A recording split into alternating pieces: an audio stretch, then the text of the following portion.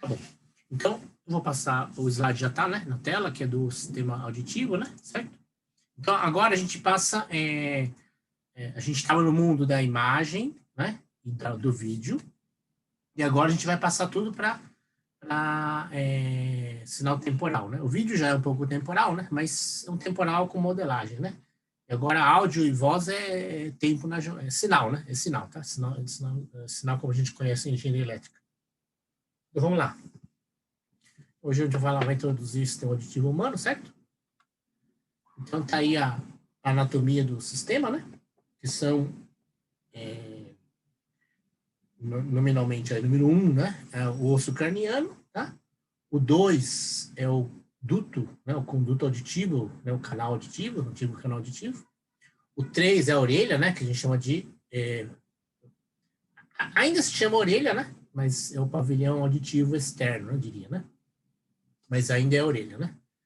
Tímpano, que é esse 4 aqui, que é uma membrana que faz o acoplamento entre o duto e o sistema orelha média, né?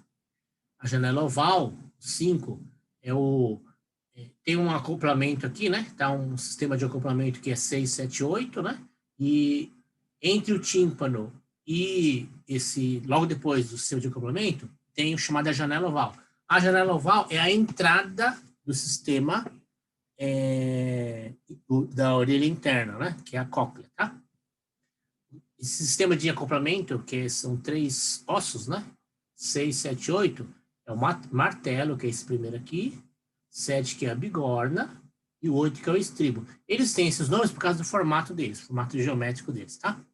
O 9 é o labirinto, é esse sistema aqui parece canudos enrolados, né? Tá? São 3 caracóis não, são semilíticos, né? Tá? Então, um no eixo X, outro no eixo Y, outro no eixo Z, tá? O labirinto faz o posicionamento 3D, né? Depois, a cóclea, que é esse caramujo aqui, certo? O 11 são os nervos auditivos, que o desenho tá mal aqui, mas seriam vários, né? Um sistema neuronal tá aí, né? E o 11 é o 12, né? É o tubo de Eustáquio, que liga a orelha média, o ouvido médio, com o sistema respiratório. Tá bom? Jonas, professor, poderia colocar a entrega da lista da P1 para que até o fim do dia de hoje? Então, Jonas, como eu falei para o Renan, ele esgota com a prova. Então, porque é a prova. A P1 é prova, né? Tá? Então, esgotou Professor, porque... mas é que a lista da P1 tava para as 4 horas da tarde e a prova tava para as 10 horas da noite, né? Lista não é para entregar. Sabe, a lista da PO não entrega. Não tem entrega. A lista da PO não é para entregar. Os Não, exercícios... aquela atividade lá, tô falando que você colocou, atividade e lista para P1. Não. Então não é para entregar, não. A gente não é para entregar. Não. Aqueles exercícios que ficaram bem parecido com a prova, não é para entregar. Só as questões teóricas. Ah, beleza, aquilo lá não conta como as atividades da aula. Não. Ah, beleza, então. A teoria era a questão da prova, tá? A lista era só para vocês treinarem para a prova. Beleza, valeu. Vamos lá. Então, aqui, né, pessoal, rapidamente, só para vocês saberem, né? Mas aqui tem alguns exames, né? Alguns diagnósticos, exames que referem-se a cada ouvido, né? Orelha ou ouvido... tem gente que fala orelha média, orelha externa, orelha interna, ou ouvido interno, ouvido externo, ouvido médio, tá? Então, a gente tem, no ouvido externo, né? A gente tem o filtragem direcional, que é essa coisa, né? Acoplamento espacial, né? E a disfunção é uma orelha com um problema de acidente, ou então genético, ou uma doença, né? Tá? E o exame médico. O ouvido médio, ele tem a função de casamento de impedância, né? Que é aqueles 3 ossinhos lá, né? E se você tiver disfunção, né? Tiver problema nesse sistema aí, o acoplamento mecânico, né? Fica comprometido. Então, o som não chega direito. Você tem exame médico e um exame chamado otoscopia, né? O ouvido interno, que tem a função de fazer a transdução mecânica para neuronal, né? Som para sinal elétrico, ele dá a perda da audição mesmo, porque a audição ela é decodificada eletricamente pelos neurônios, né? Esses 5 exames, né? Exame médico, otoscopia, audiometria por impedância, testes com diapasão e audiograma tonal. E aí o nervo auditivo, que é aquele onde os dutos neuronais estão, né? Tá? Então esses dois aqui, perdão, neuro auditivo de tronco encefálico, que é um só, né? Não são dois, são dois. Ele tem a ver com a primeira codificação da informação elétrica, né? E ele tem perda de localização e perda de audição, esses dois, né? Então, além do exame médico, esses 7 exames aqui, tá? E, de novo, emissão autoacústica, testes supraníveis, audiometria de tronco encefálico, audiometria da voz e imaginamento clínico. E, por fim, o córtex auditivo, né? Que se tiver problema quer dizer, ele que faz toda a percepção da voz. Se tiver disfunção nesse negócio aí, né? Para localizar isso, tem que fazer todos os exames médicos, depois todos os anteriores, mais o diapasão. Menos, perdão, o audiograma tonal, tá? Porque o audiograma tonal, ele ainda é do ouvido externo, tá? Não é do ouvido, é do sistema receptor, né? O córtex auditivo é do sistema de processamento já, tá bom? Vamos lá. Então, a gente tem a orelha externa, né? Então, a orelha externa, ela tem com o duto e a orelha mesmo, né? Ela tem a finalidade de fazer o acoplamento da pressão livre, né, do ar, né, com a pressão no tímpano, tá bom? E esse canal chamado meato auditivo, né? Então, se você tem a pressão livre na incidência da orelha e a pressão do tímpano, você tem esses dois processamentos aqui, tá? Então, o primeiro é captação eficiente. Então, o formato da orelha, quem não tem orelha sente bastante isso que eu vou falar. Então, se você perder por algum acidente, queimadura, você tem que virar a cabeça, né? Porque a orelha, ela dá uma captação espacial, né? Ela canaliza, assim como no olho, você tem sistema de lentes para abrir obturação e acertar a focalização do sinal óptico, sinal luminoso, perdão. O sistema óptico, ele focaliza nos fotorreceptores, né? A orelha tem essa função também, né? E junto com o osso craniano. E também o corpo, né? A gente ouve com o corpo também, tá, pessoal? Então, por isso que as pessoas, hoje em dia com música eletrônica, né? As pessoas quando dançam ou sentem a música, o beat, né, da música, ela tá ouvindo com o corpo, tá? Logicamente, a orelha externa e a orelha média, elas têm mais sensibilidade. O osso craniano e o corpo têm menor sensibilidade, mas a gente ouve com o corpo também, né? E a sensibilidade direcional com as duas orelhas, né? Ele serve para a gente ter a ideia espacial do som e, concretamente, localização de fundos sonoros, certo? Justamente essa parte não vai dar para a gente fazer em laboratório, porque ela é do laboratório, né?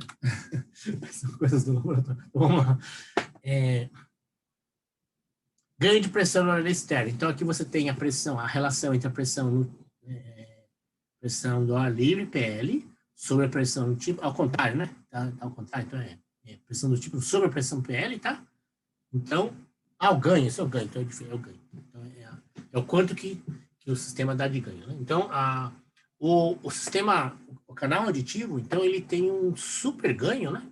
Então, o canal auditivo e o sistema de acoplamento, né? Que é os ossos, né? Eles têm um ganho na faixa entre 1.500 e 7.000 Hz. Né? Por que vocês acham que tem um ganho nessa faixa, pessoal? Por que o sistema humano ele tem um ganho na faixa de 1.500 até 1.300, né? Até 7.000 Hz? Forte, né? Se você for olhar, ele já começa o ganho aqui no 500, tá? mas é forte mesmo, começa aqui no 1.300, né? Vai ter os 7.000. Por que vocês acham que existe esse ganho enorme nessa faixa? Exato, é a voz. Então, o sistema auditivo humano, ele tem um ganho sonoro forte, acústico, né? Um ganho forte na faixa da voz. Então, na faixa da voz, na verdade, né? É a faixa da inteligibilidade da voz. Então, a voz tem sons, né? Que, por exemplo, sensibilidade, sentimentos, tal, né? Ok. Mas a inteligibilidade da voz, né? É que está nessa faixa aí. Então, as frequências sonoras, né? Tem a ver mais com a inteligibilidade da voz, né? Significado que a gente dá, né? Nessa faixa aí, tá? Ok. Então, aqui é a sensibilidade direcional, né? Então, a gente tem processamento, né? Existe uma diferença de tamanho, né? De distância de 17 centímetros em média, né? Entre a orelha direita e a orelha esquerda. E essa diferença de chegada, contando com a focalização das orelhas, né? Gera cada metade do cérebro, né? Cada hemisfério do cerebral, perdão, detecta. Então, o orelha direita joga o sinal no hemisfério esquerdo.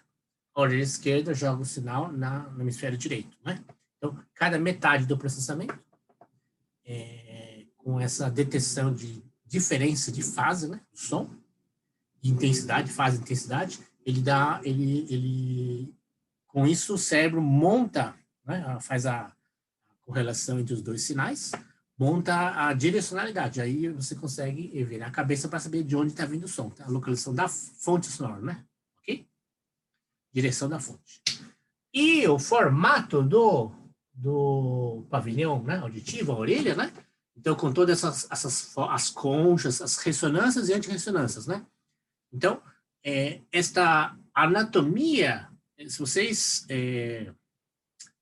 um projeto nosso era isso mais na parte de processamento de áudio, né? Então, a matéria seguinte era fazer a orelha de vocês, tá? Então, você vai lá, escaneia a orelha e imprime na impressora 3D, para cada um ter a orelhinha impressa, porque tem ressonâncias diferentes. Então, o que significa isso?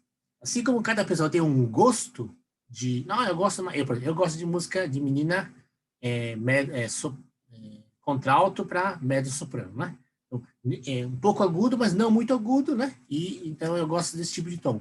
E algum tipo de melodia também. Então, o gosto, que tem um pouco a genética da pessoa, né? Então, a orelha também diz que alguns sons a gente é mais sensível.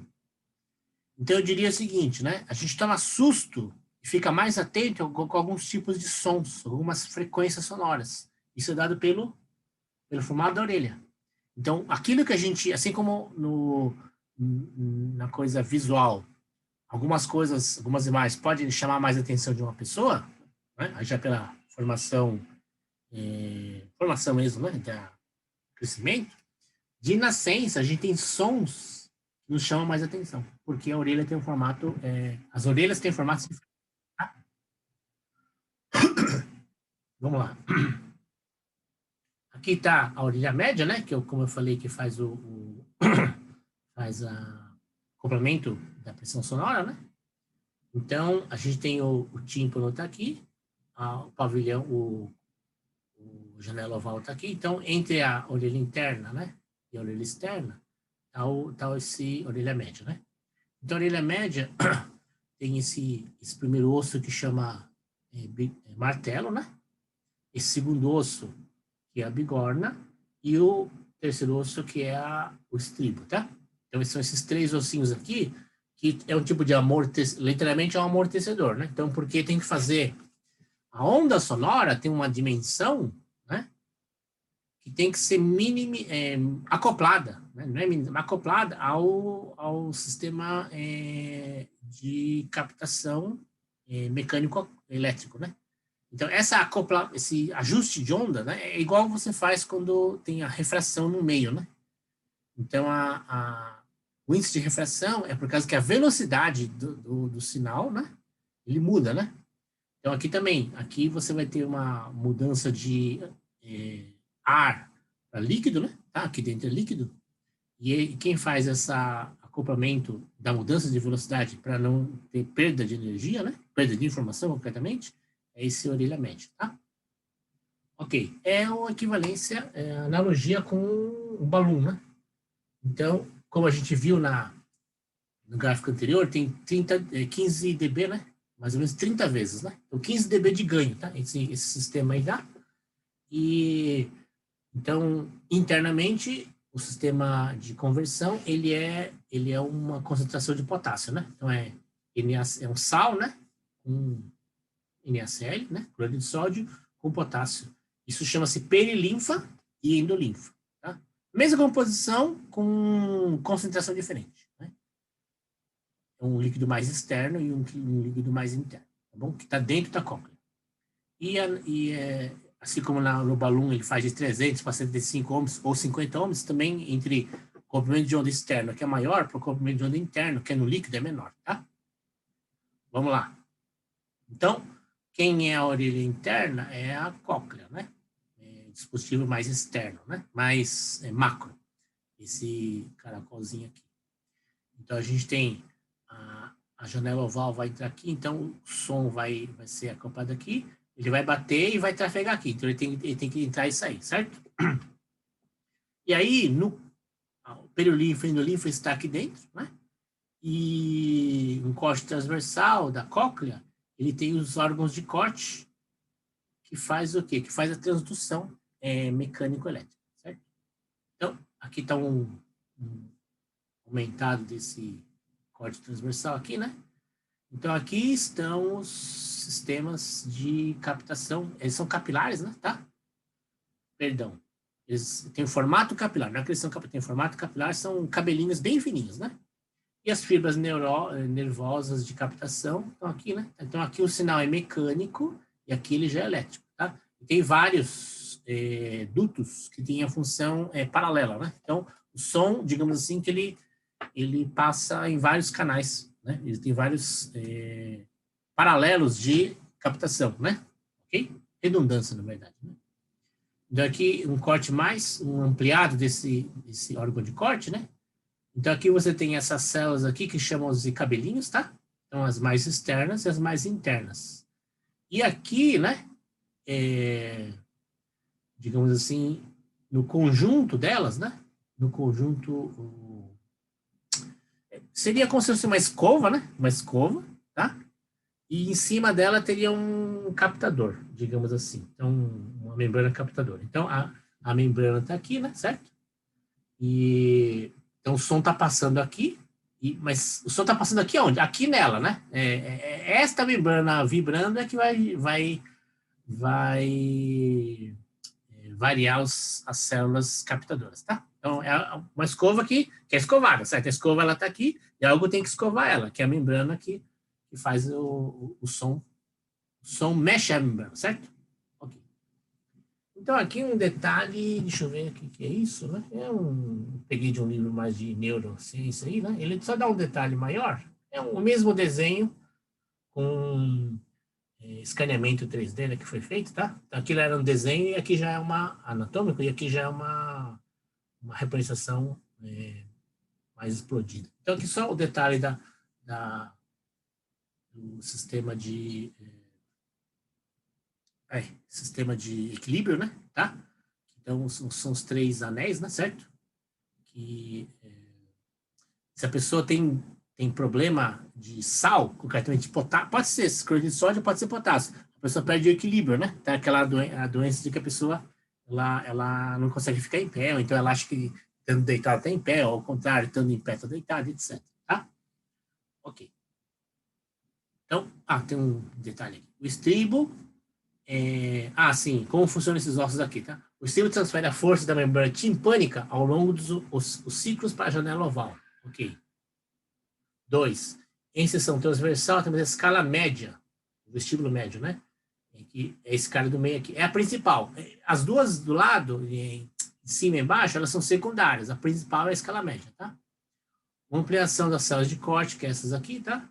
Mostra células ciliares, que são esses cabelinhos aqui, certo? entre a membrana basilar, que é essa de baixo, que é da base, né? E a membrana do tétara, que é territorial, que aqui chacoalha os membros, né? Tá? Ok. A eletromiografia é uma varredura que é feita para... Deixa eu ver o que está acontecendo aqui só.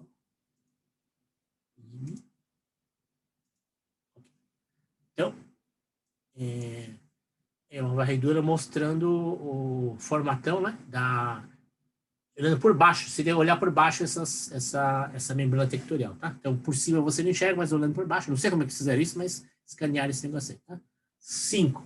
Células ciliadas. Essas recebem esse nome porque os feixes estéreo é tudo, né? A gente fala que estéreo é tudo. Então, tudo bem, isso é um detalhe anatômico. Vamos lá.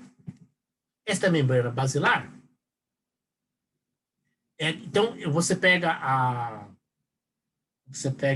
aquele caracol e desenrola, tá? Então, porque a cóclea está enrolada, né? Então, se você desenrolar, ele tem mais ou menos 3 centímetros, tá? Desse membrana. Essa membrana aqui, ela está enrolada em 3 centímetros, tá? Então, o que é legal nesse negócio aqui é entender que existe uma relação entre a posição na membrana e a frequência dela. A gente chama de mapeamento espacial frequencial, né? Então, onde o som chegar, então, chegando mais lá no fundo, né? Então, ele começa aqui, chega mais no fundo, a onda é maior, a frequência é baixa. Se o som vibra mais no comecinho, a frequência é mais alta, tá? Então, ó, 1.600 Hz, 400 Hz, 100 Hz. Então, a posição que o som atinge na membrana tem a ver com a análise, a decomposição em frequência dela. Então, uma análise espacial frequencial, tá? Então, aqui está era um vídeo? Isso aqui. Um vídeo. Vamos lá.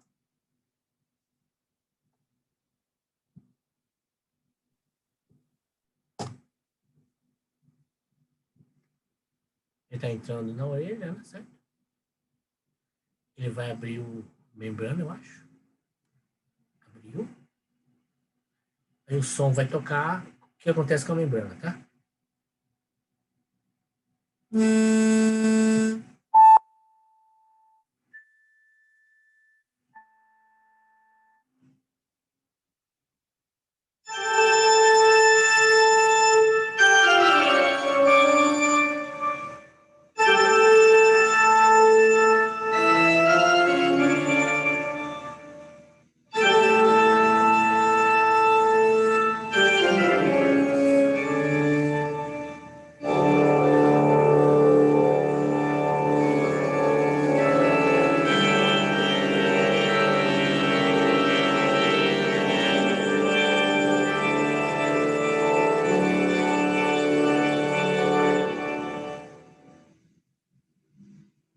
Ok?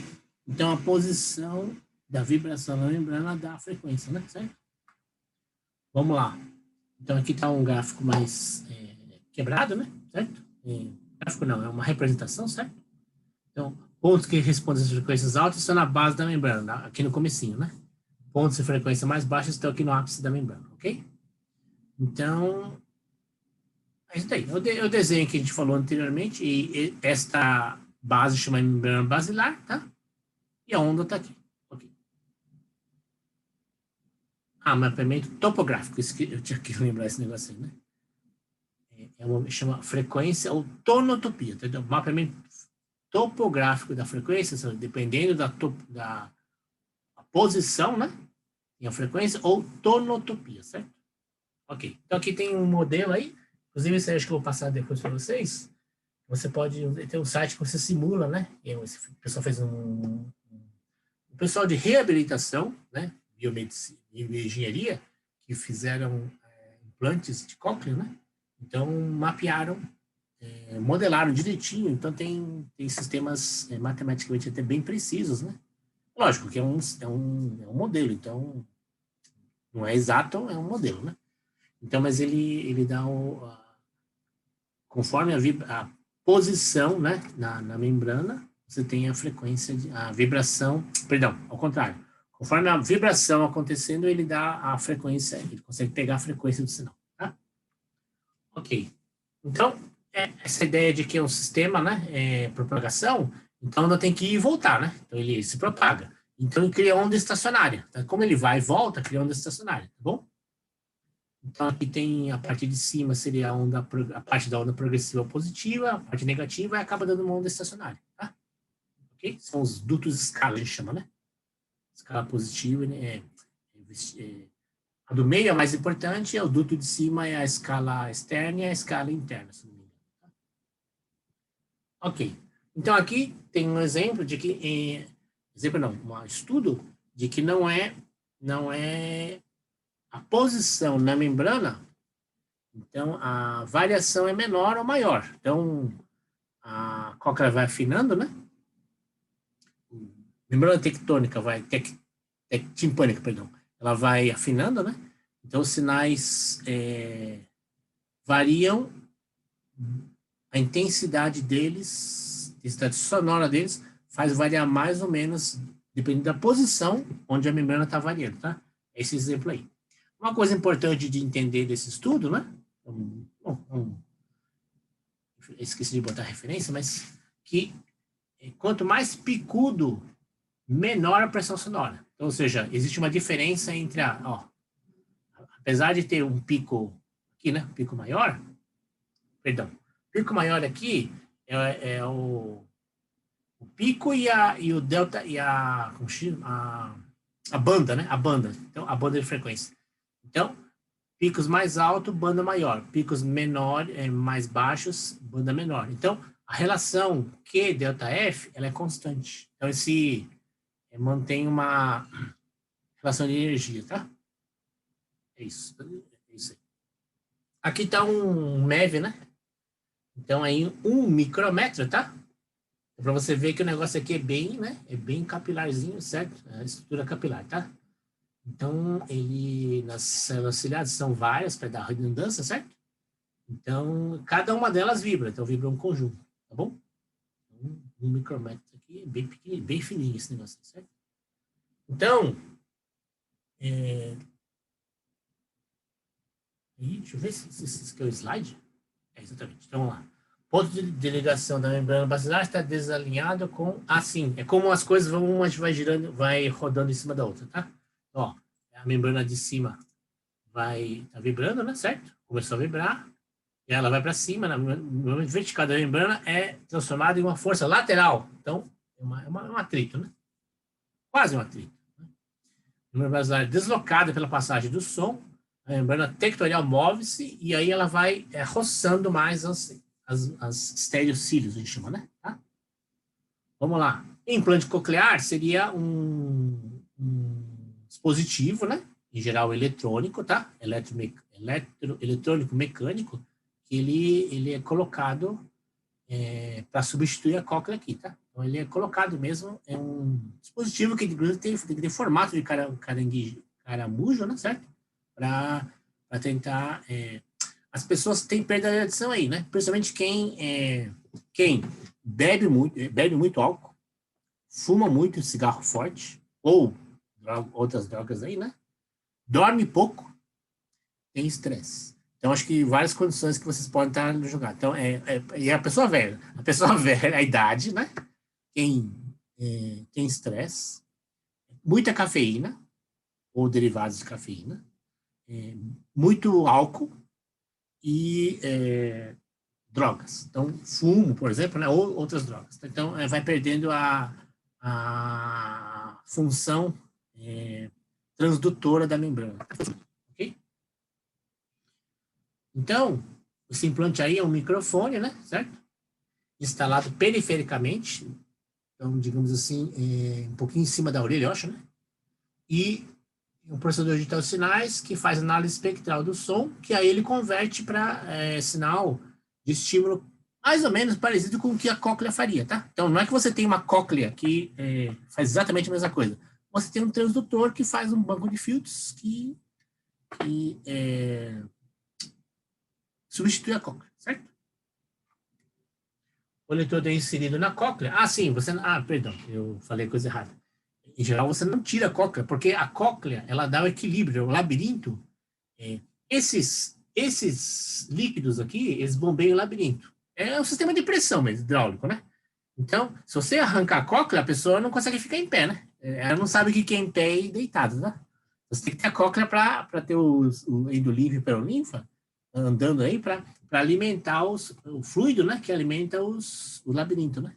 Tá bom? Você não pode tirar a cóclea. Vamos lá. Então, aqui está concentração de potássio, né? Tá bom? Então, logicamente, isso aqui até caiu numa prova, mas agora ele não vai dar mais isso, não, né? Então, é a porcentagem, a concentração de potássio com cloreto de sódio que faz a diferença, dá o disparo de... É uma pilha, né? Certo? Uma pequena pilha, como é que chama isso? Uma fonte de energia, né? Então, você tem a concentração diferente de íons, conforme eles chacoalham, né? Eles dão uma variação de concentração e dá um disparo de uma carga, né? É uma carga. Então, entre menos 45 e menos 60. Então, vamos lá. Vou dar os nomes aqui. Vai que tem questão isso na prova. Despolarização, né? Quando o feixe de estéreocílios ou ceras ciliadas desloca-se na direção, entra mais potássio, certo? 2, hiperpolarização. É que isso aí tudo é doença, tá, pessoal? Quem faz análise de se o transdutor, aqueles exames lá, o transdutor tá bom ou não, ele tem que ver esses efeitos, então efeitos de análise, né?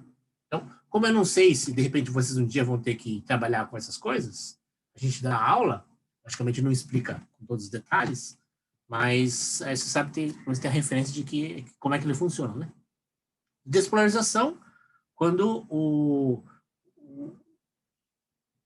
a membrana, o estereocílio anda num sentido, né? E polarização, quando ele recua, né? Então, uma hora entra mais potássio, né? Fica mais positivo, outra hora sai mais potássio, então fica mais negativo, fica menos positivo, certo?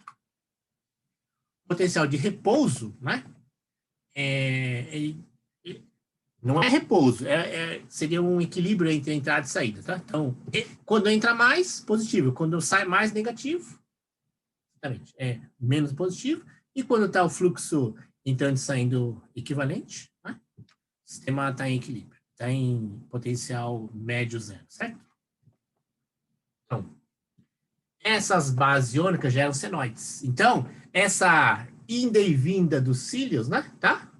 Gera senoide. Se fosse uma senoide, ok? Se você jogar uma senoide lá, acaba dando um sinal que é senoidal, certo? Tá aí o exemplo, né?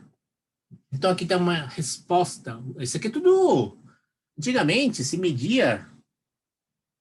Bom, eu já não sei direito, aí já posso estar falando bobeira, né? Antigamente se media só com gato, né? Mas acho que agora você consegue medir com gente mesmo, tá? Então, porque é um pouco invasivo, mas não corta a cabeça da pessoa. Você faz uma pequena, né? E vai lá com os sensores, tá? Nanotecnologia, né? Microtecnologia, você consegue fazer isso, tá? Então, você vai medindo, isso aqui já mede as respostas, tá vendo? Essas curvas de resposta que antes eram psicológicas, né? Ou psicossensitivas, na verdade, né? Agora você consegue medir mesmo, tá? Você bota tipo de microeletrodos e consegue medir essas coisas, né? Então, aí vai dando aquela formato de onda de vibração, você consegue pegando ponto a ponto. E aqui tá os disparos. Aqui, então, logicamente, isso aqui é uma integração, né? Então, se você pegar na linha do tempo, dá esse negócio aqui, você integra isso e dá esse sinal de baixo, tá bom? É um PPM, não. Pulse Position Modulation. Acho que é PPM mesmo, tá? Acho que é PPM. Posso estar enganado, tá? Ok. Curva de sintonia de frequências em 6 axiomas diferentes, tá? 6 referentes a frequências diferentes, tá? Cada curva representa um nível de som. O ponto mais baixo é o som mais... o ponto mais baixo no gráfico. Frequência característica. Frequência característica é tá vendo esse ponto mais, o vale, né? Então, toda a resposta do sistema neuronal, mas aquela que a resposta é mais acentuada para baixo é o nível frequência crítica, tá? Chamado de crítica. É que é o nível que frequência onde a membrana basilar ter melhor resposta. Ok? Ah, sim. Então, isso aqui são histogramas. Ah, entendi. Isso aqui não é o sinal, mas isso aqui é um histograma de disparo, tá? Então, se não me engano, é ppm mesmo, tá? Então, os programas mostram que essa resposta, depois de integrada, né? Ele é um sinal de 50 milissegundos de duração e 200 Hz de frequência. Ok. Então, o que é interessante colocar aqui, né? É que você tem a resposta psicofísica, que você media com sistemas externos, né? De ajuste. Você vai colocando frequências e a pessoa vai respondendo, né? Dizendo nível e tal. É um teste, né? Teste audiométrico, né? E aqui você coloca a medição neuronal para ver a resposta elétrica dele, né? Então, existe uma semelhança enorme entre as duas, entre as curvas psicoperceptivas externas e os sistemas neuronais, né? Então, as células ciliares internas... Bom, então, o que é uma BF? BF é essa frequência crítica aqui, tá? A frequência crítica é a best frequency que o sistema que ele responde na membrana basilar, né? Então, a gente fala que ele tem 10 dB, tá? Então, de um nível de, sei lá, uma banda de aceitação até o nível mínimo, né? 10 dB, tá bom? Cada frequência é diferente, então esse nível aqui, né? A gente tem uma banda de referência, mas o importante é que o delta F e o quanto que o pico funciona é constante, tá? Então, é um triângulo, né? A ideia é que o triângulo tem o delta F sobre a o fator de qualidade é constante. A frequência crítica sobre a banda é constante, tá? Ok. Então, por que eu mudei aqui? Deixa eu ver.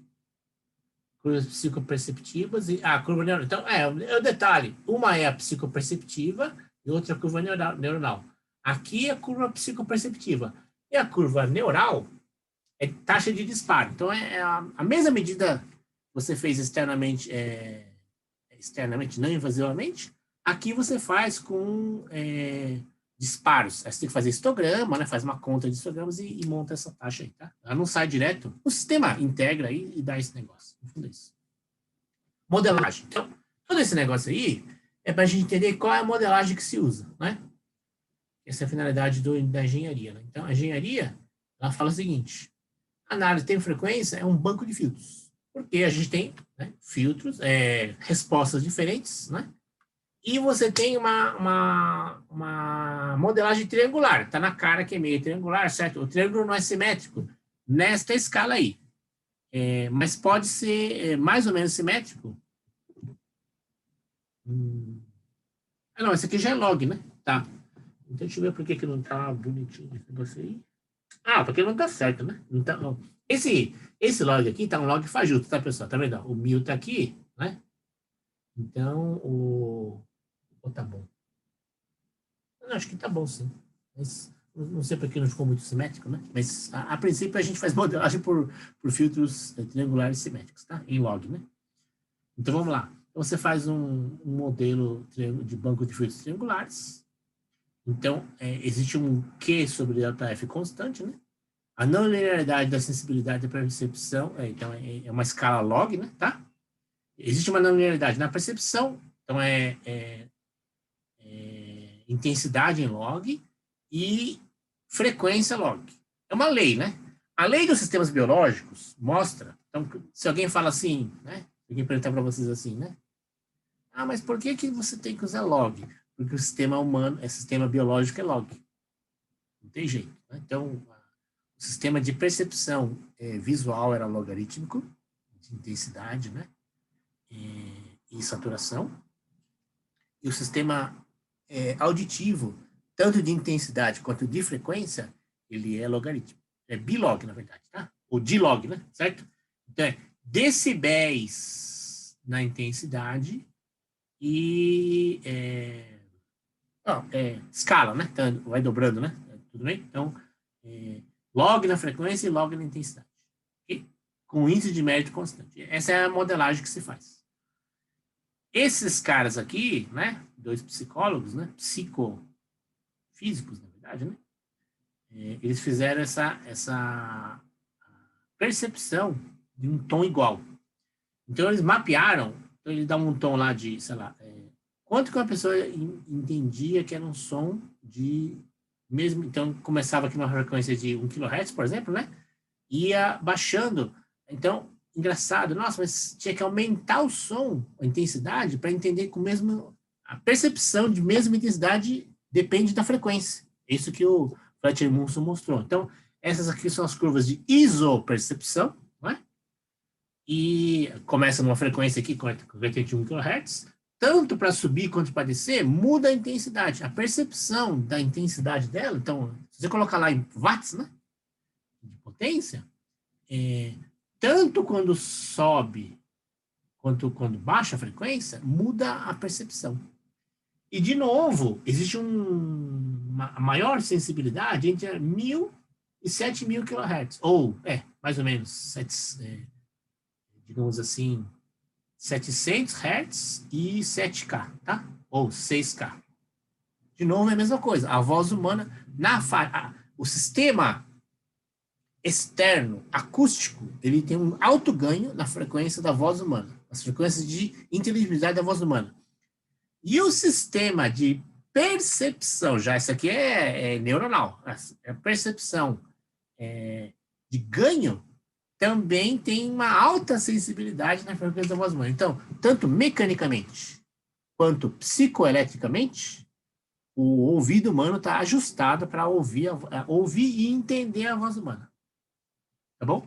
A orelha, ela tá projetada para perceber sons. Por que essa diferença, pessoal? Por que a diferença entre sons e a inteligibilidade? De onde vem esse negócio aí? Entenderam? Então, o sistema ouvido externo tem um ganho, e a neuronal também, para perceber a inteligibilidade da voz humana. E a orelha, ela percebe sons diferentes. Então, por que é isso, hein? Porque precisamos de um ganho maior naquilo que nós... Não é isso não, Renan. Então, não é questão de... eu diria assim que no fundo é o inverso que você falou. Por alguma razão, a orelha percebe outros sons, que não é a voz. É isso que eu queria... A dica é essa. Mas por quê?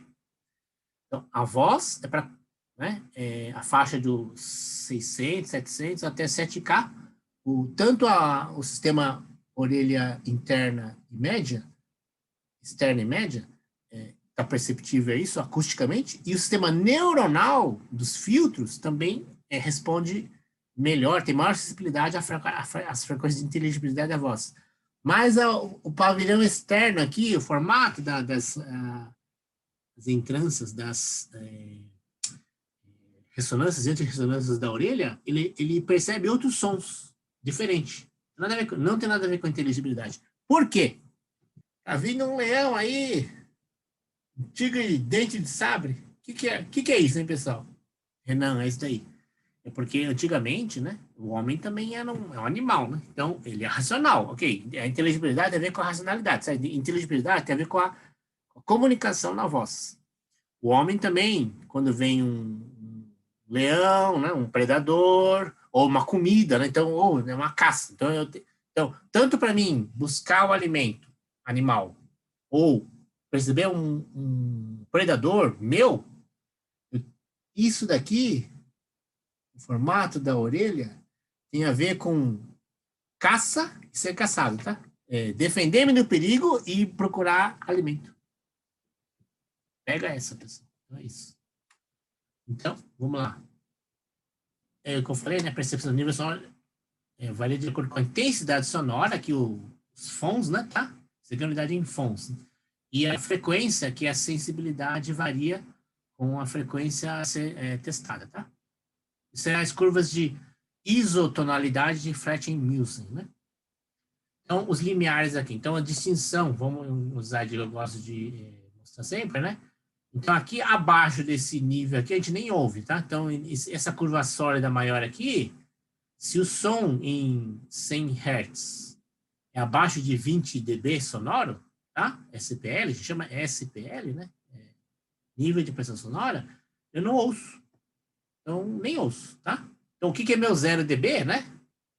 O equivalente a 0 dB em 1K, né? Em 100 Hz, eu preciso ter 30 dB para perceber, acima de dB, para mim entender que aquilo é algum som, que é mais do que 0 dB. Senão, para mim, não está acontecendo nada, né? Então, aí sim, por que é assim, pessoal? Por que tem essas curvas de sensibilidade diferente para cada frequência, pessoal? O que vocês acham que está acontecendo aí? Aqui é um sistema misto entre o tímpano, sistema de comprimento da orelha, do ouvido, e o sistema é mais um sistema anatômico externo. É mais isso, acoplamento, sensores, tá? Por que tem que ter essa... por que existe essa diferença? E sinais muito altos também, sinais de acima de 12K, né? Tá vendo? Então, abaixo de certa frequência, acima de certa frequência, tem que ter um ganho maior. Por quê? O que vocês acham? Para que é essa finalidade? O formato da orelha é perigo, né? E essa parte de sensibilidade diferente, a parte mecânica da conta do recado, por que ela é assim? Vocês sabem que o Velozes e Furiosos, né? Fala que não pode subir 7.000 RPM, né? Do motor, senão ele funde, né? Ele pifa, né? O que é isso, então, pessoal? Ou, se você não pode exigir do motor muito torque, né? Senão ele quebra, né? Uma coisa ele fundir, outra coisa ele quebrar, né? Por que é isso, esses limites aí, pessoal, mecânicos? No carro é isso. E no ouvido? O que é isso? Para que serve isso? Para não haver sobrecarga. É parecido com isso, né? É que o sistema mecânico ele tem que ter latência, né? Ele tem que ir e voltar, certo? Não? Ele tem que ir e voltar. Então, como é um sistema vibratório, se você faz ele numa certa frequência muito baixa, ele boom, né? Faz uma coisa, movimenta muito, você joga ele fora, né? Arranca ele, no fundo é isso. Se ele vibra muito rápido, né, com muita intensidade, você rasga ele. No limite, você arranca ele. No outro, ele rasga. Então, é a proteção mecânica mesmo. Então, é a coisa da ductibilidade, né? Mas essa questão da mobilidade, né? No sentido de, esqueci o nome disso, mas tem a flexibilidade. Então, você tem que limitar os sistemas mecânicos para que, no caso da flexibilidade, então, nem a amplitude seja tão grande que arranque ele fora, né? Um vento que arranca o guarda-chuva, né? Cobertura, ou ele é tão rápido que rasga ele. Então tem que ter os dois limites. Então é para você permitir que seja flexível o suficiente para que ele consiga ter recuperação, tempo de recuperação. Então o motor não pode nem ter forçado em muito torque e nem em muita velocidade de rotação, senão ele estraga. Ele entorta ou funde. Show? Então, aqui é o limite inferior, né? Em cima é o limite de risco aqui, né? Aqueles ossos, né? Estribo, martelo e bigorna, eles são uma tranca, tá? Então, quando o som é muito forte, o tímpano fecha. Logicamente, se você empurrar com muita força, né? Então, se você ultrapassar o limite de risco, você arromba com o tímpano, né? E o sistema de proteção, a tranca.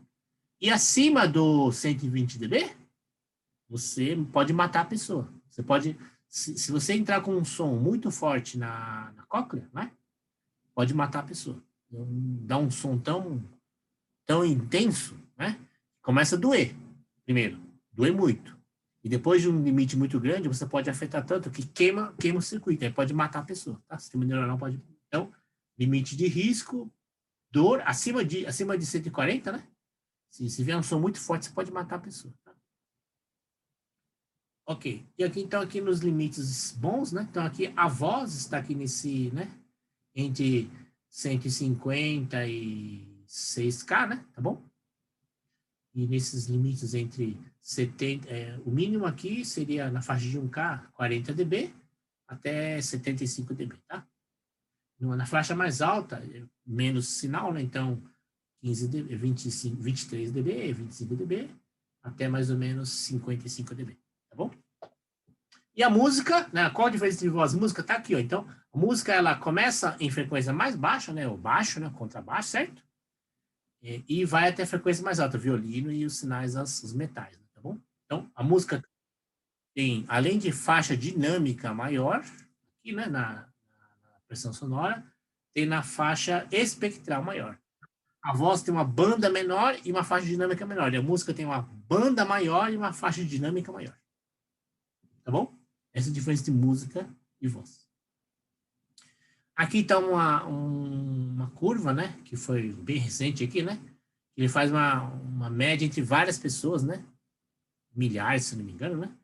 E tiraram essa curva aqui de percepção média, que bate com a frequência, com a limiar auditiva aqui, certo? Mas aqui uma média, né? Então, aí você tem em cada frequência as pessoas, aí você tem uma barra de variação, né? Entre milhares de pessoas medidas, tá bom? E por fim aqui, né? E nesse slide aqui, o último desse aqui, é o três tipos de mascaramento, tá? Então, quais são os mascaramentos que a gente tem? Duas categorias, né? Que na frequência em vermelho e verde no tempo. Então, vamos ver na frequência que é mais fácil. Então, se eu tenho um som, né? Dois sons, um som em azul aqui e um som em amarelo. Meu sinal é o amarelo, tá? Mas se eu, por um intervalo de tempo, né? Maior do que o meu sinal. Tem o meu sinal, sei lá, tem 100 milissegundos. Se eu colocar 500 milissegundos de sinal, com uma frequência, uma faixa de frequência ou uma frequência determinada, eu posso, simultaneamente, eu não ouço mais o meu sinal. Então, o meu sinal ele tem frequências diferentes e uma intensidade... frequências diferentes e uma intensidade maior. Mas se eu colocar um sinal de uma certa banda de frequência perto e um tempo maior, simultaneamente, eu não ouço o meu sinal. Então, o sinal ele é mascarado por outro de frequência diferente, tá? Se for um sinal de frequência muito diferente, não, mas a frequência tem que ser perto, né? Pode ser menor ou maior, e ela tem que ter um tempo maior de exposição. Mas ela pode ser uma menor intensidade. Olha só, com menor intensidade, no fundo, é essa energia em azul, né? Frequência, duração, ela mascara o meu sinal na frequência. Ok, tudo bem? Então, esse é o primeiro mais simples, mascaramento em frequência. O outro mascaramento então, aqui, o equivalente seria, né, esse caso aqui, ter uma pessoa falando e várias pessoas falando em volta dela, né? Tá? Com esses sinais diferentes, tá? Mas você acaba não conseguindo distinguir, porque esse sinal de duas, três pessoas falando em volta dela, mascara aquela frequência da voz dela, ok? Ok. Aqui não. Aqui um sinal tá aqui, né? E eu tenho um som, né? Um som de uma intensidade X e um tempo determinado. Se eu tocar um sinal numa intensidade equivalente, né? Apropriada. Instantes antes de eu tocar o sinal anterior, me dá um tipo de uma inércia no sistema neurocognitivo. Logicamente, esse tempo aqui é curto. 100 milissegundos, por exemplo, né? É mais ou menos 100 milissegundos, né? Entre 50 e 100 milissegundos. Entre 10 e 100 milissegundos, perdão. Esse intervalo aqui. Então, se eu pego o meu sinal e aplico ele logo depois de um tempo grande de exposição, eu não ouço o sinal. Então, um sinal anterior mascara um sinal posterior. Tá? E aqui também é o contrário. Se eu toquei o meu sinal, ele está processando, e milissegundos depois eu toco um outro sinal com intensidade determinada e tempo determinado, eu não consigo ouvir aquele sinal. Porque existe um delay de propagação e de análise sensorial, que aquele sinal, quando ele for analisado dentro do sistema auditivo, ele mascara o sinal anterior. Então, no tempo, na frequência, isso só é a ideia da simultaneidade. No tempo pode ser um pouquinho depois e um pouquinho antes. Tá? Então, dois tipos de mascaramento, frequencial e temporal, ok? E se a gente for modelar, né? A gente vai modelar, Mas entender que uma interferência na frequência, quando você faz a Fourier dela, né? Ela tem um equivalente no tempo. Idem. Uma interferência no tempo, você faz a Fourier dela, tem uma equivalência na frequência. Então, quando você faz a modelagem, você percebe claramente isso. Quando o pessoal da psicologia fez análise disso sem ter Fourier na jogada, não entendia, mas era o que acontecia, tá? Então, esse efeito aqui é muito anterior à análise de Fourier aplicada à audição, tá? Lembrar que a Fourier surgiu na geologia, tá? Sinais geossísmicos, na verdade. Tá bom? E aqui são 7 questões, né? Ao Jonas, ou todo mundo aí, né? Todas as questões já são da prova, tá? Então, a prova P2, né, já começa aí. E como eu falei, essa parte é muito densa. Então, a gente tem muita questão, tá? Vamos lá. Então, aqui tem 7 questões, né? Então, vocês têm que entregar aí. Se não me engano, eu vou dar 2 semanas, que são 2 questionários, tá? Okay? Então, essas aqui, 7 questões já são da prova P2, né? Ok? Como está dizendo aí, córtex auditivo e modelagem de processamento auditivo. A finalidade principal... Não, principal não. Uma das finalidades de aplicação é você poder trabalhar na modelagem, né? Ok? Esta parte, não tanto, porque essa parte eu acho que é mais para neurocomputação e reabilitação, tá? Neurocognição e reabilitação. Acho que não é tanto a pegada de vocês, mas é matéria, né? Tá? Então, vamos lá. Então, a gente já viu, né? Que a membrana basilar faz uma análise espaço-frequência. Então, mediante a posição tonotópica de oscilação da membrana basilar, é convertido em sinal elétrico, né? É o que está aí no... Fibras neuronais carregam informação em paralelo, porque essa decomposição não é um por vez, né? Ele faz toda uma análise paralela, né? Então, ele é altamente redundante, ok? Então, o sistema córtex auditivo tem muita redundância, certo? Vamos lá. Então, em cada metade, né? Então, cada metade tem o sistema direito e o sistema esquerdo, né? Então, é simétrico, né? Então, a gente tem, ó, aqui está o canal, esqueci como é que chama, mas aquele cabo, né, de neurônios que sai do cóclea, né, tá? Ela entra aqui. Então, o neurônio vestibulococlear, que digamos assim, sai da cóclea e vem para cá, certo? Então, eles vêm ligando, né? Tá? Tem muitos deles, muitos. Não tem bilhão, não tem centenas de milhão, mas tem muitos, milhares, talvez centenas de milhares, eu não sei, não li esse negócio aí, mas tem um monte. E aí você vai analisar cada, digamos assim, faixa de frequência, cada microfaixa de frequência tem esse canal, né, tá? Então, ele conecta esses plugs, né, tá? São conexões, né? Aí você tem a oliva superior, aí aqui, não se assustem, esse é corte de ressonância magnética, né? Então foi feito antigamente se cortava cadáver, mas aí percebeu que a função viva era diferente. Então, aí, hoje em dia, com imaginamento de ressonância magnética, você consegue fatiar, né, o cérebro e vai vendo o que acontece no processamento com as imagens fatiadas. É um processamento de imagem, né?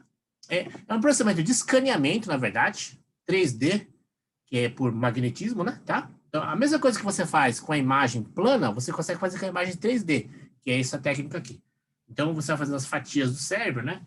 E aí você tem um núcleo, né, olivar inferior. Aqui está o cérebro em 3D no lateral, né? Então, aqui tem o sulco lateral, que é essa reentrância aqui. O lóbulo temporal, que tem a ver com a análise das coisas temporais, né? Tá? E o córtex auditivo, ele tem que chegar aqui. Ele tem que entrar a informação aí. Então, é o que a gente está mostrando aqui. Então, externamente ele vem. No colículo inferior, na oliva superior está aqui, no colículo inferior, existe uma bifurcação entre o sinal que vai para a orelha esquerda, né? Está mandando coisas para o hemisfério direito, mas existe uma bifurcação, uma pequena bifurcação, né? Que ele vai também para a orelha, o hemisfério direito. Tá? A orelha esquerda ela vai para o hemisfério esquerdo vai para o hemisfério direito, mas de uma pequena bifurcação que vai cruzada para fazer a correlação, tá? Ok? Na verdade, para dar a ideia de estéreo, não é só correlação. Correlação tem a ver mais com essa ideia da posicionamento. O estéreo não é isso, não. O estéreo é defasagens, né? Tá? Ok. Núcleos integrados. Eu vou ler, pessoal, porque eu também não lembro dessas coisas aí, né? Então, o primeiro centro integrador é comum, a via primária é chamada de bulbo raquidiano, né? As fibras convergem para a via reticular ascendente. Não é fibra óptica, é fibra neuronal, tá? O segundo centro integrador é o complexo olivar superior. Aqui não mostrou, né? Ah, tá, mostrou. Esse aqui é o bulbo raquidiano e aqui o colículo inferior, tá? Também, memória das fibras fazem sinapse. Ok. Sinapse é conexão, né? O terceiro centro é o colículo inferior mesoencéfalo. Tá. O colículo inferior e o complexo olivar desempenham papel fundamental na localização do som. Então, esses dois aqui, pessoal, então, a localização sonora, né? Então, tá vendo aqui essa bifurcação, né? Então, o estéreo, o som espacial, né? Que alguém aí, esqueci quem, não foi não foi a Dolby, tá? A Dolby tem o Surround, mas acho que a Ambisonic é de outro padrão, né? Ele processa aqui no córtex central, né? Mais córtex central. Aqui é na partes inferiores, partes mais externas do cérebro. Então, a localização está nas partes externas do cérebro, né? É o que está falando aqui essa linha aqui. Por que isso acontece, pessoal? Por que a localização da fonte é processada antes de chegar no córtex seletivo central? O cérebro nem existe mais, Gabriel. Boa. Por quê? Por que o processamento de localização é feito na parte externa do cérebro, periférica do cérebro? Por quê? Imagina que uma pedra, né? Uma flecha está vindo. Tchum, né? Por que essa coisa da localização é tão importante, hein, pessoal? Né? Você desviar, né? Virar, né? Por que a localização é tão importante ser rápida? Exatamente. Porque a reação não pode ficar, né? Pensar, nossa, será que é uma flecha? Será que é um batuque? Será que é o YouTube? Não. Então eu tenho que desviar, né? Eu tenho que me defender, eu tenho que reagir mais rápido. Então, é feito no cérebro externo, tá? Resolvido no cérebro externo, para que os sistemas neuronais de reação, virar o pescoço, abaixar a cabeça, né? Mesma coisa, fechar os olhos. A pupila, ela fecha, a pálpebra fecha sem o cérebro ficar pensando. É uma coisa de reação, de defesa, tá? O tímpano também. O tímpano fecha sem o cérebro mandar. Ele fecha porque o som começou a aumentar demais, tampa o tímpano, né? Como se colocasse a mão aqui, para defesa, né? Para defesa. O quarto e último, aqui em cima, né? O centro integrador central, né? É o corpo geniculado medial no tálamo. Integração. Então, veja bem. Então, aqui, tálamo, né? Aqui, ele é já córtex auditivo, periférico. Aqui é o córtex auditivo central. Aqui é periférico, né? Mas ele já faz a percepção. Tá aqui, ó.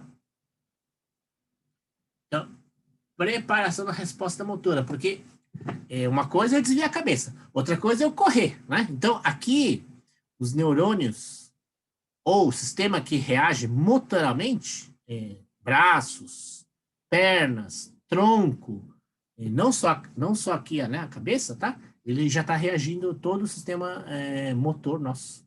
E uma reação de segunda ordem, né? Tá bom?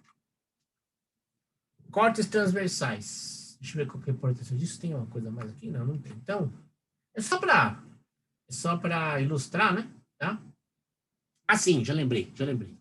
Então, aqui, existe um cruzamento de informação entre um hemisfério e outro. Aqui, ó, esse tipo de processamento a gente chama atualmente de binaural. Bom, chama não, porque é assim, né? Tem as duas orelhas, tá? E existe um cruzamento de informações por causa das funções de equilíbrio. Tá vendo tá vendo a gente tem duas cócleas, tá? Então, a cóclea do direito e do esquerdo. Então, o equilíbrio é uma mistura das duas, tá? Se a pessoa começa a andar assim, pessoal, né? Ok? Meio torta de lado, ela não perdeu por um, mas ela anda meio torta, pode ser coisa do labirinto. O labirinto de um lado, de metade não, o labirinto de direito está desequilibrado do esquerdo, tá? Então, são dois. Ok, é simétrico, né? Tá bom. Tem mais coisa aí, mas eu não estou lembrado do que é. Aqui, né, só pessoal? Então, as conexões, né, certo? As vias, né? Então, aqui tem uma ideia mais clara de como as coisas elas vão se cruzando, né? Tá bom? Então, elas cruzam uma vez e descruzam, ela vai e volta, né? Uma vez e volta, tá bom? Como se fosse cadarço de tênis, né? Ok? Então, é para garantir redundância, né? Então, em algum nível, imagina que eu tive uma batida, eu tive uma doença, teve uma função, né? Pode acontecer de uma função, né? Causada por outros agentes, não sei, né? Tá? Uma bala, né? Bala não diria, mas é uma coisa que entra, né? Um galho, né? Um amigo meu teve um galho que entrou no ouvido, né? Deu problema nele, né? Então quase morreu, na verdade. Então vamos lá. Esse cruzamento binaural, né? Ele mostra que ele vai e volta, tá? Ele vai e volta, né? Vai e volta. Ele tem 3 funções. Então, olha que interessante. Ele faz localização da função sonora, que é o mais básico que a gente já viu, né? Depois, ele faz integração dos sentidos. Em que sentido? Audição e visão. Lembra da audição e visão? Né? São os dois principais, né? Na verdade, visão e audição. Então, Aí, que eu não falei disso. Eu nem vou falar. Então, eu vou falar agora uma coisa que em outros anos eu falava, né, pessoal? Mas existe um modelo multimídia do sensorial, né? Então, esse pessoal da Califórnia que fez, né? Robert Meyer, né? Ele é modelo novo, hein? É no 2000, mais ou menos 98, assim, né? Mas ele tem um modelo que depois foi super comprovado aí, né? Que existe o seguinte efeito. Quando eu vejo uma imagem, eu já posso me lembrar do som dela, né? Um carro, né? Por isso que carro elétrico é estranho, né? Então eu vejo os carros, mais à frente talvez não, mas agora, você vejo o carro, já ouço o barulho do motor, né? Tá? Eu tenho um conhecido que ele era vendedor da Ferrari, lá na Espanha, né? Na Itália, lá em Maranello. Maranello? Acho que é Maranello. Lamborghini, né? Então, mas ele ouvia um barulho de Ferrari, já sabia o modelo, já sabia a carroceria dela, né? E ao contrário, ele via uma foto e já percebia o ouvido, o ronco do motor dela, né? Esse é um amigo meu, conhecido meu, italiano. Mas eu quero dizer que não é só isso. Ele era profissão vendedor da Ferrari, né? Mas a gente vê uma imagem e já imagina o som. E ao contrário, eu ouço um som, perdão, eu vejo uma imagem e audigino o som. Não é imaginar, é audiginar, tá? Eu ouço um som e imagino uma imagem. Esse é o modelo multimídia. Então, o modelo multimídia que está comprovado, né? Que a gente tem uma conexão muito forte do sistema sensorial, do córtex auditivo visual e córtex auditivo, né? Tanto é que acontece isso. Eu vendo uma pessoa já com configuração completa né? Não uma pessoa com deficiência, uma pessoa que desenvolveu visão e audição perfeitamente, ela vê uma imagem e já audigina o som. A pessoa ouve um som e imagina uma imagem. Porque os dois, em geral, estão fundidos. Tá bom? Então, existe nos sistemas bilaterais, né? Binaurais e bivisuais, essa integração dos sentidos, que é feita neuronalmente, tá? É uma memória perceptiva, a gente fala. Não é o cérebro pensando, é os sentidos que lembram. Olha que interessante. Depois, segmentação de fonemas. Então, a gente... por isso que a língua nativa não é apenas uma coisa, primeira língua, ou segunda, talvez, né? Primeira e segunda língua, não são uma coisa apenas de aprendizado, é uma coisa de percepção sonora e visual, tá? Então, a gente vê uma pessoa e fala assim, esse aí é japonês, esse aí é tailandês, esse aí é... Eu distingo, né? Mas vocês não distinguem. Ah, japonês é igual, porque vocês não... Agora, esquimó. Esquimó vê um tipo de gelo, a gente fala, é neve. Não, não, isso é gelo. Isso aqui, o esquimó tem 11 nomes para gelo, né? Para neve. Mas para a gente é só neve e terra, né? Não, mas aqui, para o esquimó, ele formou... tudo gelo lá, né? Ele formou a ideia, a distinção clara do que é a neve, né? E eu acho que a mesma coisa, a gente, pessoas que conhecem passarinho, árvore, etc. Tá? Mas, perdão, o que eu estava falando? A segmentação de fonemas, os sons, antigamente falava das sílabas, né? Mas hoje em dia não é grafema, né? Então, as unidades básicas sonoras são segmentadas nessa a oralidade redundante. Porque os fonemas, os sons básicos da língua são tão importantes que a gente os aprende e memoriza sensorialmente. Não é apenas no córtex, não é apenas na massa cinzenta. A gente aprende eles de perceptivamente, sensorialmente. Tá? Pega essa. Vamos lá. Funcionalidades das diferentes regiões. Então, acho que era isso anterior. Então, esse slide aqui, pessoal, anterior, era mais para dizer, tem essas funções, essas regiões, para quê? Para descrever elas, mais pra frente. Então, vamos lá. O núcleo coclear, ele tem padrões de resposta básicos e paralelismo, né? Direita e esquerda das informações. O complexo olivário consiste nas vias binaurais e a tempo de resposta, por exemplo, para perigo, desvio de, né, etc. O lemnisco, o núcleo lateral, é para diferenciação bioquímica. Eu não sei o que é isso. Então, coloquei, mas eu não sei o que é. Depois, colículo inferior, convergência, que eu falei do audiovisual concretamente, mas não é só audiovisual. O cheiro e som, cheiro e imagem, tato e som, tato e imagem, tá? Junta tudo. Mas os dois principais são a visão e a audição. Dois principais. 94% das informações que a gente processa são visuais, 83%, e 11% auditivas. Então, as informações que a gente tem, né? Isso é uma média, né? Das informações que a gente capta. 83% são visuais e 11% auditivas. Então, a junção das duas dá 94%. Então, essa convergência sensorial, principalmente, é visual auditivo, tá? Que é 94%. Mas também tato, paladar e olfato. Essas três também. Né? Mas é 6%. 6%. Depois, corpo geniculado medial, que é a modulação. A modulação tem a ver com a semântica. Então, os fonemas, né, os sons básicos, estrutura da língua. E as palavras é o significado. Tá? Sons da língua seria e o significado. Então, o significado já é a modulação. A modulação tem a ver com o significado. Que é a parte medial do cérebro, né? E aí o córtex auditivo mesmo, né? Ou antigamente córtex auditivo central, né? Faz a ondas cerebrais. Então, são a decodificação da informação. Tá? Okay? Processamento silábico ou fonêmico, depois palavras, depois a decodificação do significado é no córtex auditivo central. Tá?